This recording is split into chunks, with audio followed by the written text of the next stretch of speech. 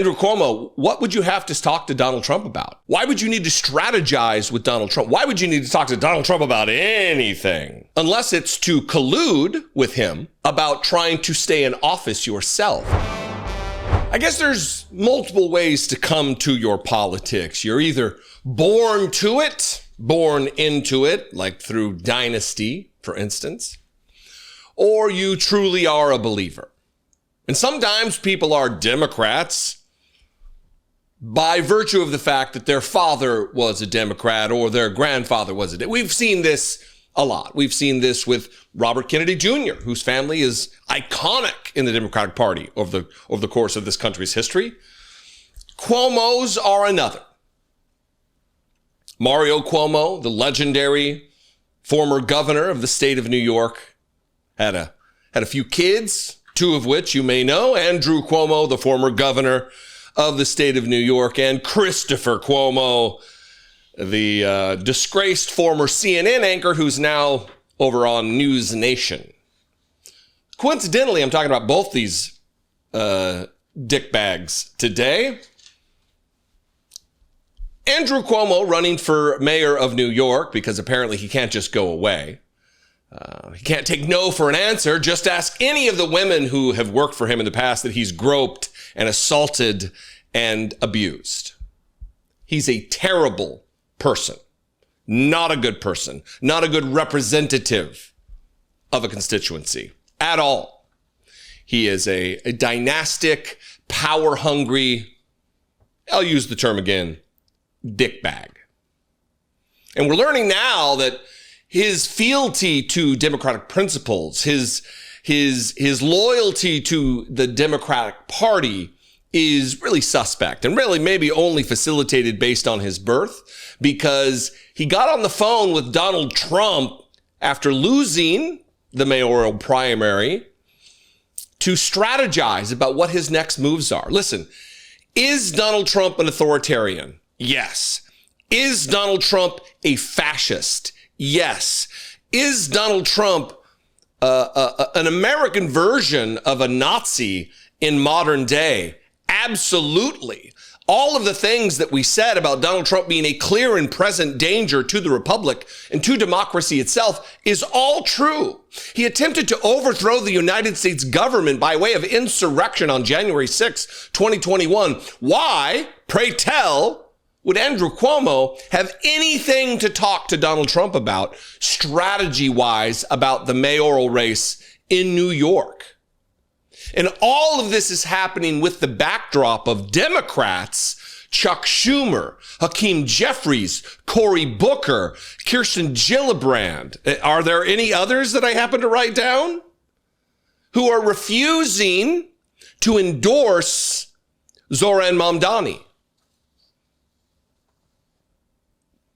What are we doing here? For all of the talk about no purity tests and we need a big tent and a big team and stop shaming everybody about these little issues, Democrats who say that kind of thing, they're sure not jumping on the Mamdani train right now. They want everybody to just vote for me. We can't have purity tests. And then they applied those same type of purity tests to Zohran Mamdani, using lies to justify what they do. Hakeem Jeffries should be ashamed of himself. Chuck Schumer should be ashamed of himself. Both leaders of either house in the Congress who happen to be New Yorkers. Kirsten Gillibrand, a New Yorker, shame.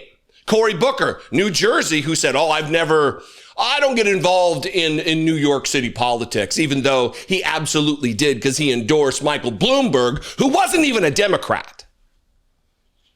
And now we're learning Andrew Cuomo was on the phone with Donald Trump. Here's the headline that doesn't even address, it takes like 6 paragraphs for the New York Times to even get to the most important aspect of this story. Here's their headline, though. Trump weighs getting involved in New York City mayor's race. The possibility that the president will seek to intercede could inject an element of unpredictability into an already fractious contest.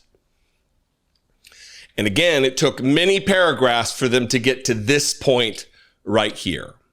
And in a previously undisclosed call in recent weeks, Mr. Trump spoke about the race directly with Mr. Cuomo, an old associate and foil, according to 3 people briefed on the call, but who were not authorized to discuss it. Andrew Cuomo, what would you have to talk to Donald Trump about?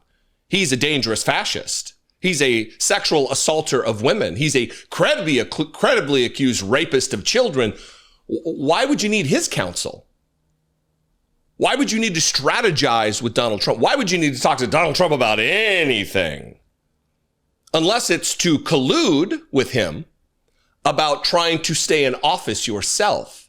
And would that have anything to do with the investigation that the DOJ just launched against you that you fear could come with convictions? So you could make a deal just like Eric Adams did with the dear leader to keep yourself out of trouble. You see, for these people, it's not about doing what's good and right for the people of New York City. This is about protecting themselves. This is about courtship with power. It's not about Republican or Democrat. It's not about ideological principles. It's about Cuomo. What can Cuomo do for Cuomo? The article continues, the possibility that Mr. Trump would somehow involve himself in New York politics could inject a new element of unpredictability into an already fractious contest. It remains far from certain how or if Mr. Trump will ultimately make his presence felt. And in recent weeks, some Republicans close to the administration have indicated that the president might simply sit it out. Doubtful. Donald Trump loves attention more than anything else. But donors and allies of Mr. Eric Adams and Mr. Andrew Cuomo have pined for weeks for the president to intervene, arguing that Mr. Trump, a lifelong New Yorker with strong views on how the city should be run, could play a role in consolidating the fractured anti-Mamdani vote behind a single opponent. This group strongly opposes Mr. Mamdani, a Democratic socialist.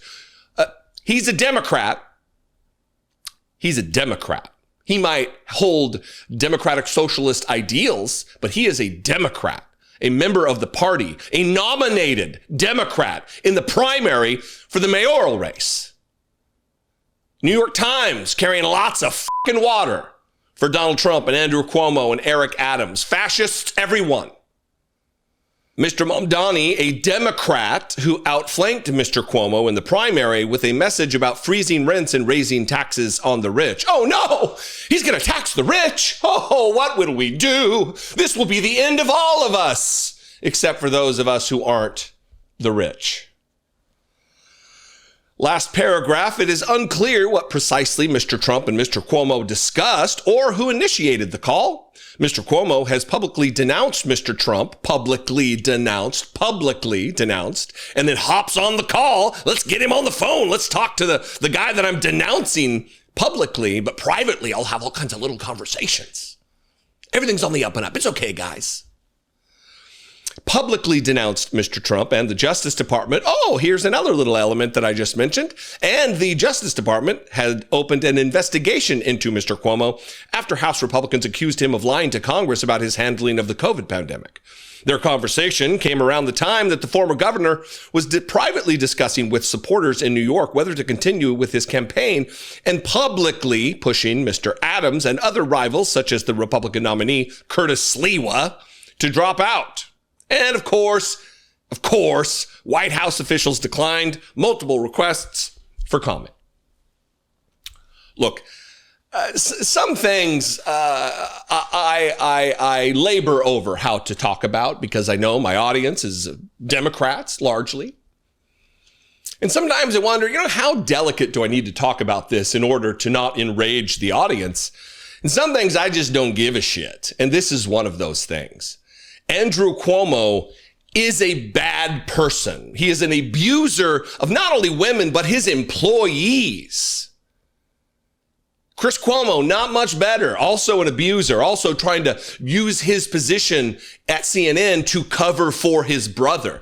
All of them are just Nepo babies. These are people who are spoiled brats, who have been raised with exceeding privilege, who feel like everything is owed to them. They don't have to earn anything. When Andrew Cuomo loses the primary, He's now trying to throw a wrench into the works, trying to sabotage the campaign of the Democrat who actually won, who actually earned the admiration and votes and support of New Yorkers.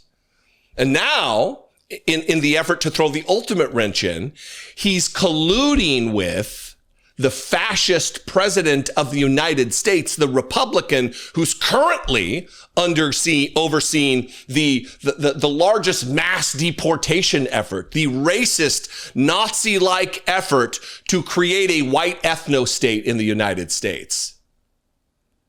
And Andrew Cuomo, sir, Mr. Trump, what do we do, sir? He can't get enough of Donald Trump in and around his ears, lips, and mouth. What did Zoran Mamdani have to say about all of this? Here he is. I would be remiss if I did not directly address some of the news that we saw come out just a few hours ago, which is that the president of this country, Donald Trump, has been coordinating with Andrew Cuomo in direct conversation with the former governor. It is Trump billionaires who have been opposing our campaign's vision for a city that New Yorkers can afford. It is Donald Trump himself who has been directly conspiring with candidates who have decided to give up the people that they are supposed to protect in lieu of securing power through the assistance of that same administration in Washington, D.C. This should be a race about addressing the questions of who will make the city affordable, who will ensure that each and every New Yorker is safe, who will bring our city forward, not an audition for the best jester for Donald Trump and his billionaire supporters. Whatever Donald Trump seeks to do to influence the outcome of this election, I have more faith in New Yorkers themselves, who have shown, whether it be in the previous presidential election or whether it be through this primary race, that they do not want to support our current president's vision of a New York City that is ripping immigrants from their homes, that is detaining New Yorkers on the basis of political expression, that in fact what they want is someone who can stand up to an authoritarian administration and to the billionaires that gave us that administration. Didn't call him a dickbag. He's being far more gracious than I believe he needs to be. This is Andrew Cuomo. The thing he said there that is absolutely spot on is that Andrew Cuomo is giving up the people, selling them out, allying himself with Donald Trump. You know all of the fervor when Gretchen Whitmer was in the White House and covered her face with her folder because she was there to talk about some kind of assistance or federal program for Michigan? And that was enough of, oh my God, is she going to survive this? Mayor Bowser here from Washington, D.C., same thing, sitting next to Trump as he rattles off racism. That's controversial for them. To share space with the dear leader, that's a problem. They're not privately rushing to Donald Trump to talk to him on the phone, and they still had problems. So where are you, Hakeem Jeffries? Chuck Schumer, Kirsten Gillibrand, Cory Booker, Alyssa Slotkin, where are you? My faithful, moderate Democrats who have future aspirations of political office higher than that of the Senate, likely. Maybe not Chuck Schumer. Certainly Cory Booker, certainly Hakeem Jeffries, certainly Alyssa Slotkin. You think you're going to gain the support of Democrats in your future endeavors by selling out Democrats and sidling up to people who are coordinating with Donald Trump? I think you've got another thing coming. It might be slow for people in my position to come around and speak, maybe not as aggressively as me, but come to these conclusions, but it's gonna happen. Save yourself the heartache. Either don't run or get it together now and change your trajectory. What do you think? Am I being too aggressive? Do you believe Andrew Cuomo to not be a dickbag? Superman himself, Dean Cain. Are you going to be hopping out of ICE vans and apprehending guys? I somehow doubt I'll be in that position, but I would be there in a heartbeat.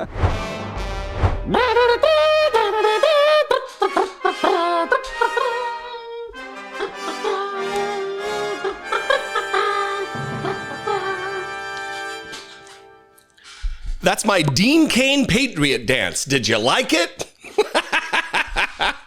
Dean Cain. Not only did he play Superman on TV, he's going to play an ICE agent on TV. He claims that he just signed up for ICE. He took the oath. He's going to be an ICE agent taking part in the racist mass deportation effort of the Donald Trump administration. When you probe just below the surface, though, you realize he's only going to be an implement of propaganda to make being an ICE agent sexy or something. I'm already a deputized cop. This is from The Guardian. Former Superman actor Dean Cain reveals he's becoming an ICE agent to support Trump's mass deportation agenda. The actor will be sworn in as soon as possible amid the federal agency's recruitment drive and unprecedented immigration raids that have sparked protests across the United States. Except to be an ICE agent, you would actually have to do ICE agenty things. And that is not the case here. We're going to get to his interview with Jesse Waters, manly man Jesse Waters. But before that, there's a couple things I want to talk about here. Let me read 2 paragraphs from this Guardian article. And then I want to talk a little very briefly about the Homeland Security Department and their efforts to recruit like 100,000 new ICE agents to terrorize cities all across the country. Former Superman actor Dean Cain has announced he has signed up to join the U.S. Immigration and Customs Enforcement in order to support Donald Trump's anti-immigration agenda. The federal law enforcement agency has aggressively ramped up immigration raids since Trump's return to the White House and was recently awarded $75 billion in extra funding as part of the president's big, beautiful bill, which includes billions for hiring an additional 10,000 ICE agents by 2029. You know, I just had the thought, since it is Donald Trump's big, beautiful bill, you think they would want to call it like 13-year-old girls or something, so it actually appeals to Donald Trump on the beautiful spectrum. So they're now ramping up recruitment efforts, offering things that I thought were not something that good Americans, patriotic Americans would want to take part of. This is from the Homeland Security. Secretary Noem unveils no age limit for patriotic Americans to join ICE law enforcement to help remove worst of the worst from the United States. So one, you don't need a college degree. That's not on this list, but that's something they just did away with. You could be, I guess, 80 years old and be an ICE agent. Fantastic. It's so hard to find fascists in the United States that you need to just open up the floodgates to every non-qualified individual. Is that what we're getting at? Cool. A maximum $50,000 signing bonus, student loan repayment and forgiveness options. Wait, what happened to all that? When you borrow money, you got to pay it back. It's American way. What happened to that? What happened to that? Apparently, the president does have the authority to cancel student loans and forgive student loans. Just not Joe Biden. Only this president, only the dear leader can do such. A 25% law enforcement availability pay, LEAP, for Homeland Security Investigation Special Agents.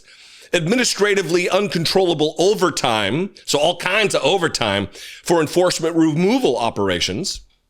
And enhanced retirement benefits. Fantastic. So Dean Cain is either very hard on his times right now, you know, the acting work dried up, or he is just an agent of propaganda.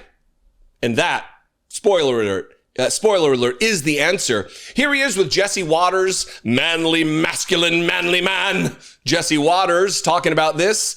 And notice that even when he's pressed about, are you going to be out there in the field? He's like, oh, no, I'll do whatever, but I don't know. That seems kind of scary. Watch this.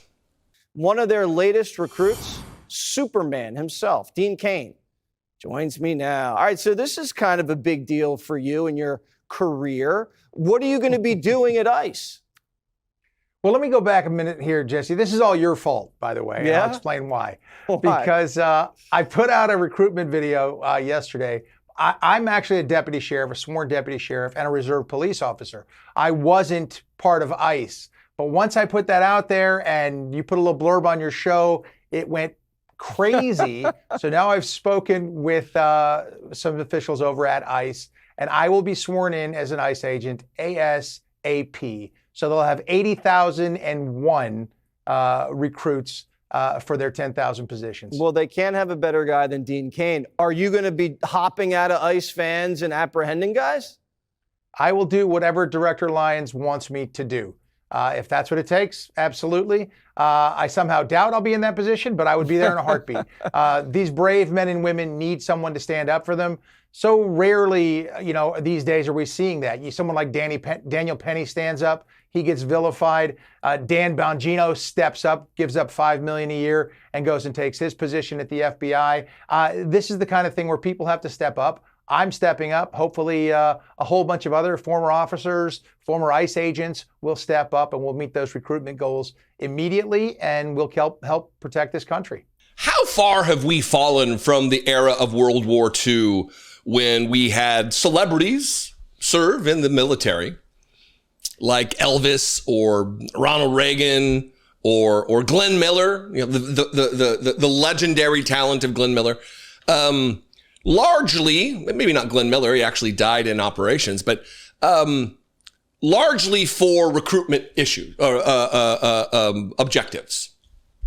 And here we are, we've got this D-list has-been. I guess he's going to resonate in the minds and hearts of MAGA people who want to be part of the mass deportation effort, and it's going to spur them to motivate them to sign up. It doesn't titillate me at all. I don't know. I guess I'm not a Nazi. He's not going to be an agent. He probably will draw a paycheck. He probably will receive money for this because, fraud, waste, and abuse doesn't matter unless Democrats are spending money.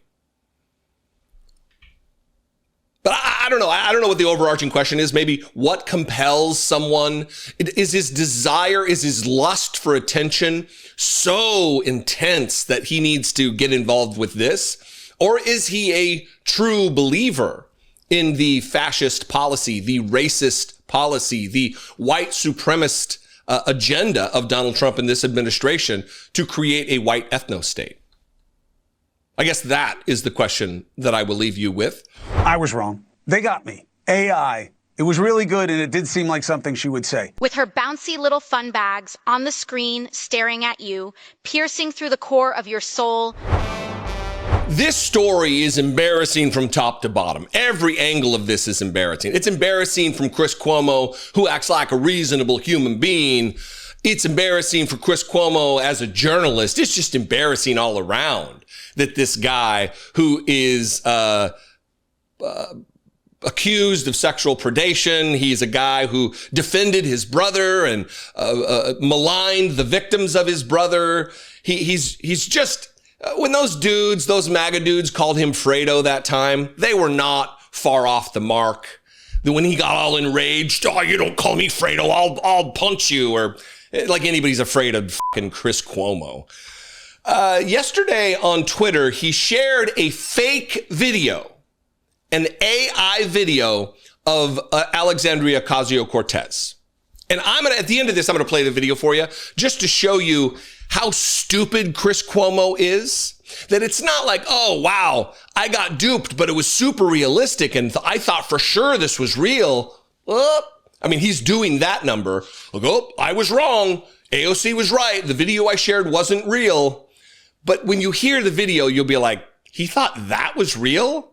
Look, AI is certainly advanced right now. Have you seen the bunnies jumping on the trampoline? That's AI. Have you seen the video of the dog that's like the size of a horse?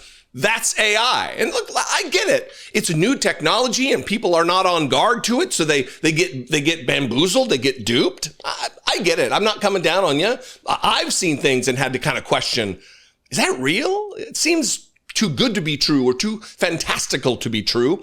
And then I use my logic and reason skills, whatever I have, to say, maybe not. Let me look into that. And you should do the same thing. Apparently, Chris Cuomo doesn't think like this. When he sees something that is so obviously fake, he just fires it off and tweets it. I don't know where to start here. Let's start with his mea culpa on his show on News Nation. Oh, how the mighty have fallen. Here's Chris Cuomo admitting he was wrong. AOC was right. They got me, he said. They weren't gunning for you, dipshit. Here he is, and then we'll get to the saga and play the video. You listening? I was wrong.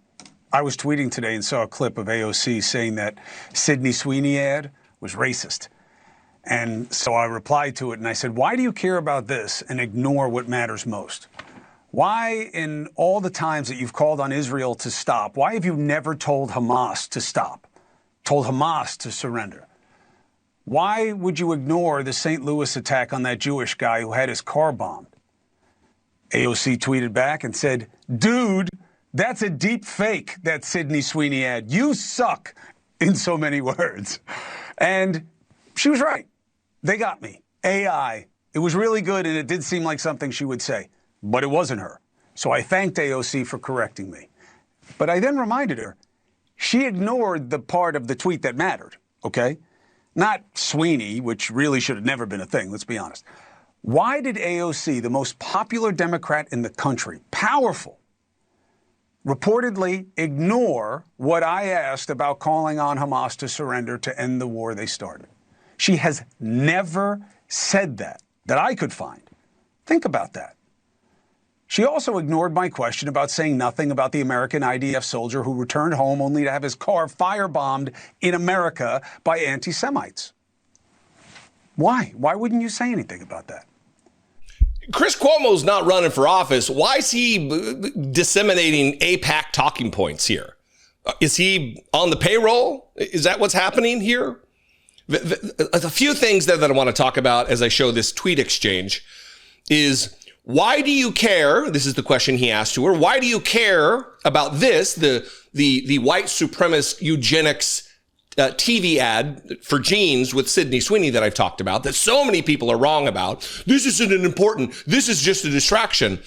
We're living in an era where we have a eugenicist as president of the United States that he wants to create. There's a concerted effort to create a white ethno-state with his mass deportation effort. And we're supposed to ignore all of the companies that are bending the knee to Donald Trump. Tim Cook, Tim Apple, was in the Oval Office yesterday presenting Donald Trump with a 24-karat phone, bending the knee to Donald Trump. All of these billionaires and all of these massive corporations are settling with Donald Trump in his lawsuits, are just donating money to his presidential library. They're bending the knee to fascism. And here we have Chris Cuomo from a storied political family in the United States. Why are you worried about this and not the things that are most important? Oh, pray tell, what are the things that are most important to you, Chris Cuomo? Here was the tweet exchange. Nothing about Hamas burning Jews' cars, but Sweeney ad jeans ad. Deserve time on floor of Congress? What happened to this party? Fight for small business, not for small culture wars. Was he drunk when he tweeted? I don't understand. And then he shares the video, right? And then that is what she said. This is a deep fake, dude. Please use your critical thinking skills. At this point, you're just reposting Facebook memes and calling it journalism. And I love the answer here. I'm going to play this video for you. But I love the reason that he says he got duped. It was really good, he said. And the classic when someone's get caught sharing something fake. Yeah, but it could have been real. It could have been real. It sounded like something she would say. He says. Chris, bring it in. You've made enough money. You've made millions and millions of dollars being a TV personality newsman. It's time to just pack it in, bro.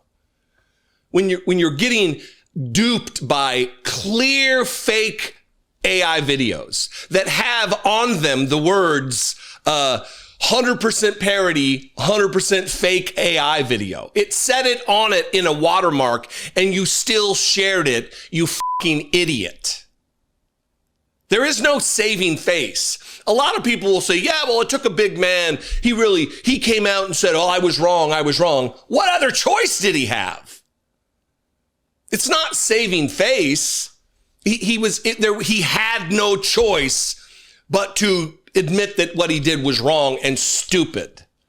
Here's the video that seemed super real to Chris Cuomo. Here is the video that it sounded like something AOC would say. This is a speech on the floor of the House of Representatives where she's dropping the F-bomb and talking about fun bags. In what addled idiot's mind would this possibly be something that AOC would say on the floor of the House of Representatives while giving an official address? Chris Cuomo. Sydney Sweeney looks like an Aryan goddess. And the American Eagle Jeans campaign is blatant Nazi propaganda. I mean, fuck. Watching that sultry little temptress squeeze into a Canadian tuxedo, 3 sizes too small, with her bouncy little fun bags on the screen staring at you, piercing through the core of your soul, with those ocean blue eyes that could resurrect the Führer from his grave in Argentina, is something that should alarm every American citizen, because in America, beauty is not defined by whiteness.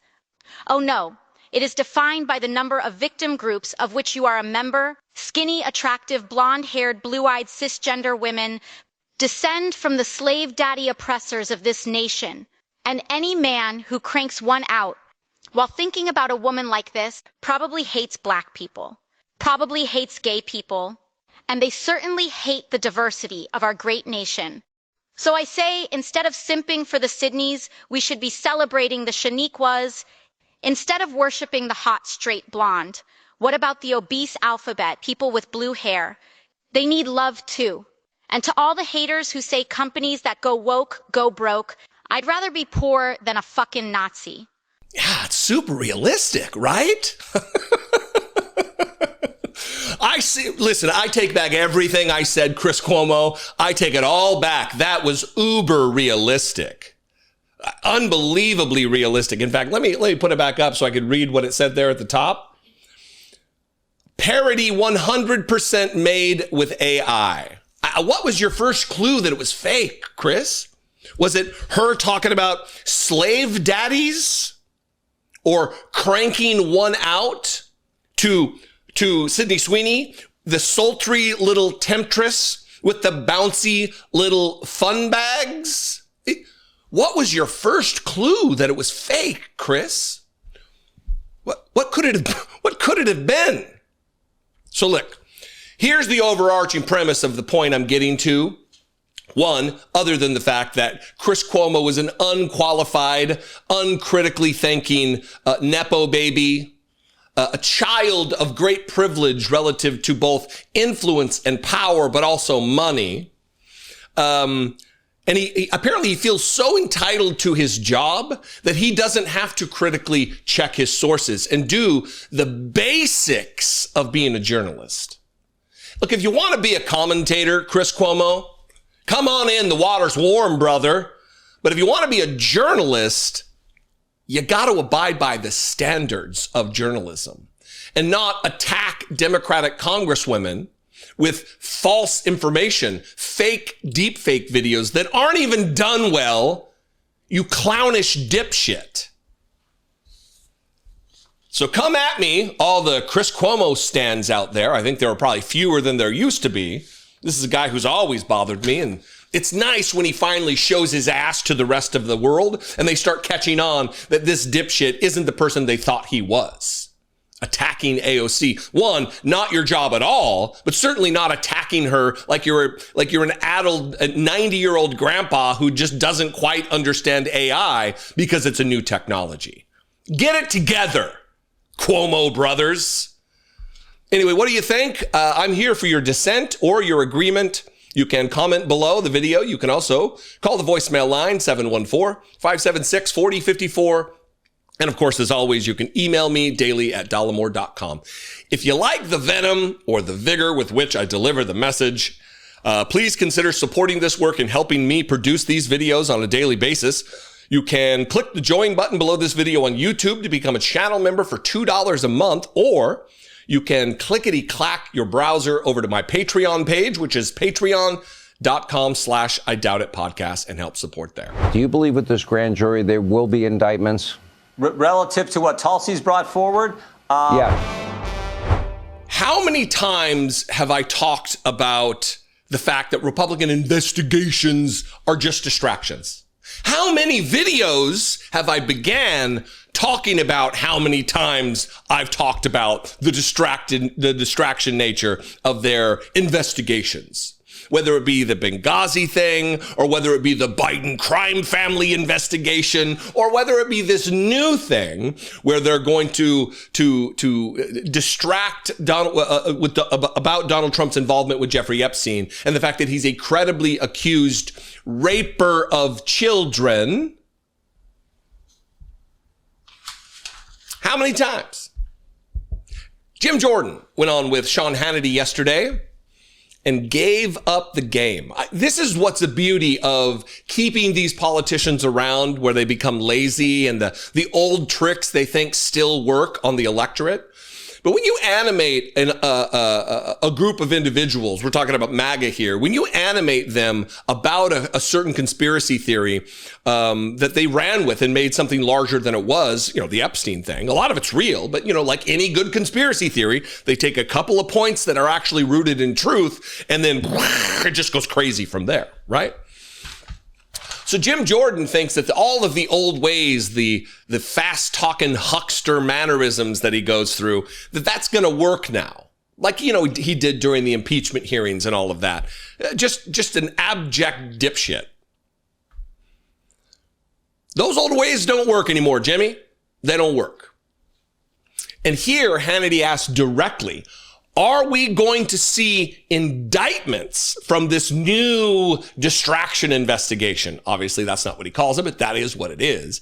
And we learn that it's a distraction from his answer. Because when he's asked, do you believe there will be indictments from this grand jury?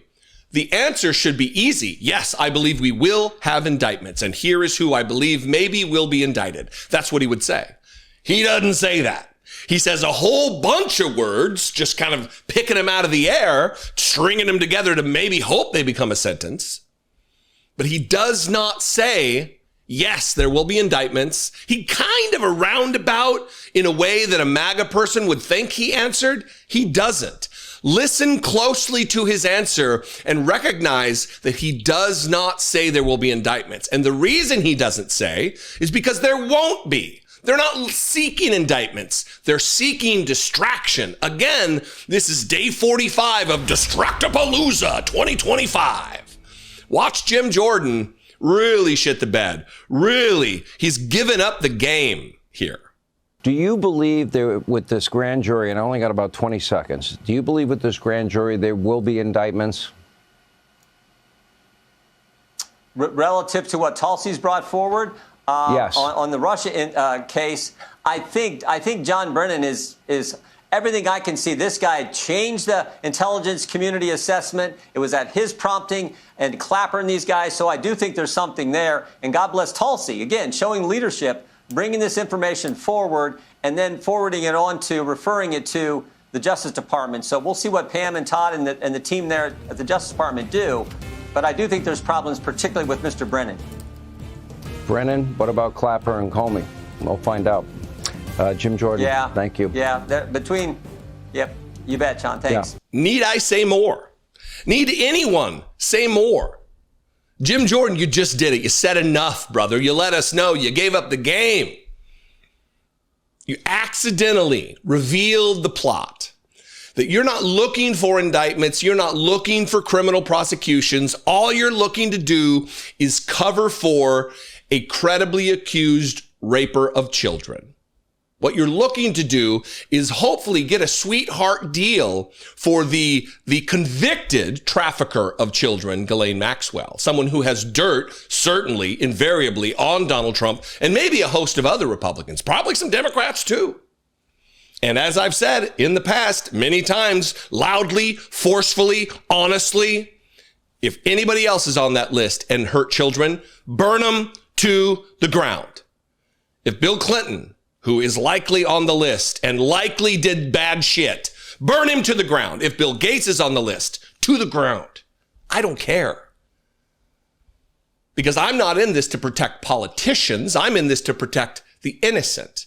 Justice should be served. Not justice in the form of fake indictments, fake investigations of people who didn't do anything other than try to hold a hostile foreign power accountable for interfering in our election, Russia. The other element of this interview, though, came a little earlier, and it is Sean Hannity. See, every single Republican that goes on TV has to do this performative worship of Donald Trump, heaping praise on Donald Trump for the altered agenda of America and how he saved us from the brink of collapse and our country was dead and now we're hot, hot, hot. And all of the same talking points that Donald Trump delivers, sometimes wandering on the roof of the White House. Jim Jordan feels compelled, just like Nancy Mace and every other sycophant in the Republican Party, they do this thing. Watch this. How do we prevent this from happening? And for example, you know, an institution like the IRS, as powerful as they are, how do we prevent them from not targeting conservatives? You remember back in the day, we dealt with that issue and conservatives. Yeah, it all starts with leadership. You got to have the right guy in the White House and a guy who understands, like President Trump. I mean, look at what he's done. He told businesses, he says, you need to start investing in America, and it's happening. We heard it today from Tim Cook and Apple. Then he said to universities, hey, knock off the nonsense, all the woke stuff, all the anti-Semitic baloney. That's changing. Now he's telling banks, you need to knock it off, too. You can't just use, for political reasons, get rid of customers. You can't just turn information over to the government when they ask for it without a warrant. You can't do that. So it's all about leadership, and we have that kind of leadership now in the White House, and maybe just as importantly, at the Department of Justice with Pam Bodney, Todd Blanche, and Kash Patel. And look, I realize this is Fox News, and we shouldn't expect anything from Fox News other than what we get, which is propaganda, which is state-run North Korea-type propaganda. But this should be a lesson to other news outlets. This is why you don't have this dipshit on your air. This is why you don't interview Jim Jordan, because he provides no information. He provides no facts, no data, no research positions, no honesty. Everything is a lie. Everything is propaganda. Everything has an ulterior motive, which is to protect Donald Trump, to boost Donald Trump psychically so he can go throughout the day feeling like I'm a big boy. I'm a big president. Why have him on? They didn't promise, Ali, to throw 17 million people off of their Medicaid health care. They didn't promise to dismantle funding for anti-human trafficking. The one thing they did promise was to release this file. On our team, in the Democratic Party, we've got a lot of truth tellers. We've got a lot of solid characters who are driven by pure ideology. I don't mean they're purely driven by ideology. I mean, they're driven by purity in their ideas is what I mean. And Jamie Raskin is among among a group of people that I very much admire. I feel very honored to have been able to sit down with him a few weeks ago when Pacman and I were on the Hill. And it was thrilling. It was like meeting a hero, right? Somebody who is just whips, very smart, wildly intelligent, understands not just the law, but also puts it in context with the history of the United States, knows the history, understands political history, understands just basic history of our country, and our laws and our constitution, everything. It's just, he's the, I'm really fanboying here. He's just like the whole package of an elected leader. Just awesome. We would be well served with a President Jamie Raskin. It would be fantastic. And he went on with MSNBC yesterday, and he's talking about Donald Trump and this Epstein thing. And he really, really cooks them. He really lays it out exactly what is taking place right now, from the distraction element to what the crimes are, to piecing together in a way that you don't commonly hear, all in a couple of clips. We're going to start here where he speaks about this very adroitly, but also in kind of a common sense layman kind of way that is really what we need in this moment more than really any other time. We need people to communicate to the masses exactly what's taking place in the hope that there are a certain percentage of MAGA voters who are going to hear this too, probably not so much on MSNBC, but hopefully through videos like this and other people signal boosting. This is why sharing content like this is so important. If not this, then on Twitter or Facebook or Blue Sky, signal boosting this particular message from him, from his account or whatever. So watch this first clip. I got another one, but let's talk about this on the other side. Critically important stuff here. I want to just lean into your expertise as a lawyer for a moment. This dinner, if it's happening tonight or not happening, we don't know. But this dinner would be highly unorthodox if the Attorney General and the Deputy Attorney General were not lawyers of Donald Trump's. And let's just remind our audience that when you are somebody's lawyer, unless they explicitly fire you and give you a responsibility, give you freedom from your responsibilities to them, your responsibility as a lawyer to them never ceases to be. That's right. Well, look, the first thing everybody needs to regard is simply that you don't need a top-level legal political strategy session with the highest government officials in the land in order to release the file. Which is what Donald Trump said for years he wanted to happen. All of them were rallying around the idea of release the Epstein file. The reason that they're engaged in top-flight negotiations and strategy sessions now is how to figure out how to bury the file and then release little snippets of information here and there to create a transparently skewed and distorted vision of what's going on. Basically, the public is watching one of the greatest cover-ups in American history take place in broad daylight. And more people are waking up to that fact that this is, how did he put it? That the public is watching one of the greatest cover-ups in the American history take place right in broad daylight. That's absolutely true. And more people are waking up to that fact. More and more people are kind of putting the pieces together and understanding this isn't justice. This isn't what Donald Trump campaigned on. This is what MAGA world was screaming about for years. Justice for the children. Save the children. Protect the children. Why is he not protecting the victims? Why is he protecting the perpetrators?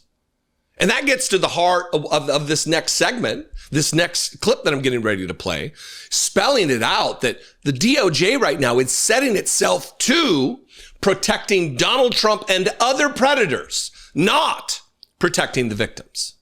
Ghislaine Maxwell was convicted of engaging in this child sex abuse and as part of this whole conspiracy and agreement, with Epstein.